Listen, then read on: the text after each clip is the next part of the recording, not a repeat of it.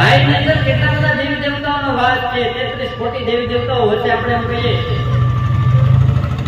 કામો લક્ષ્મ્યા સદા મૂલમ કોસુકામ્યા નલાચ્યતે માતરં સર્વભૂતાનાં ગાવા સર્વ સુખ પ્રદા.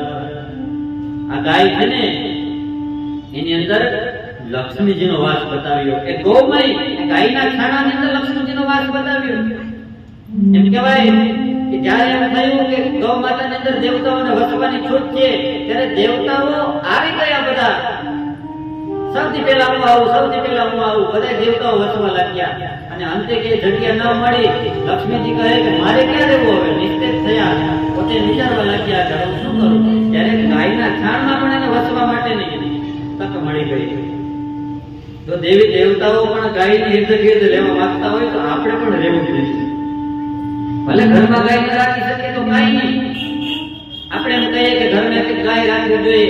કદાચ ન વ્યવસ્થા થાય તો કાંઈ નહીં, પણ ગૌશાળાઓમાં જઈને સેવાઓ તો કરી ક્યારેક જઈને ત્યાં તો હાથ દઈએ આપણે.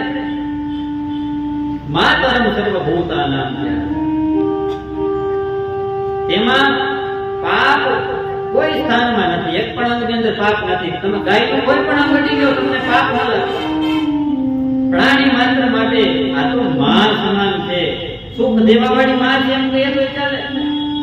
આવી બધી આ માં છે. આપણે સર્વદેવા ગવા મધ્યે તીર્થાનિ તત્પદેષુ ચ તત્ગુહ્યેષુ સ્વયં લક્ષ્મી તિષ્ઠતિ યૈવ સદાર્પિતઃ.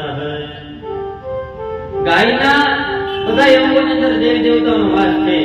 એ ગાયના પગ હોય ને, એ પગની ખરીઓમાં બધા તીર્થોનો વાસ બતાવ્યો.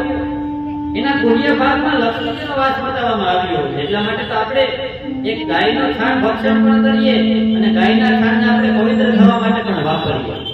આપણી ઘરે ગમે એવા સાધુ સંતો આવે, આપણા ગુરુજનો ગમે એવા આવે, આપણે એને ઉતારો આપીએ, મખમલના આસનો આપીએ, સોનાની થાળીમાં જમવા આપીએ, 56 ભોગ આપીએ, પણ એ જ્યારે પ્રાતઃ કાલે એ શૌચ કરે, દીર્ઘ કરે, ત્યારે શું આપણે એનું દીર્ઘ ખાશું? ગમે એવા આપણા ગુરુજી હોય, ગમે એવા આપણા પૂજ્ય ચરણો હોય, છતાંય આપણે એનું એ શૌચ ગ્રહણ નહીં કરીએ. પણ ધન્ય છે ગાય માતા કે એના આપણે ગાયના છાણ અને ગૌમૂત્રને પણ આપણે ભક્ષણ કરીએ છીએ. આનાથી વિશેષ પવિત્ર શું હોય શકે ગૌની અંદર?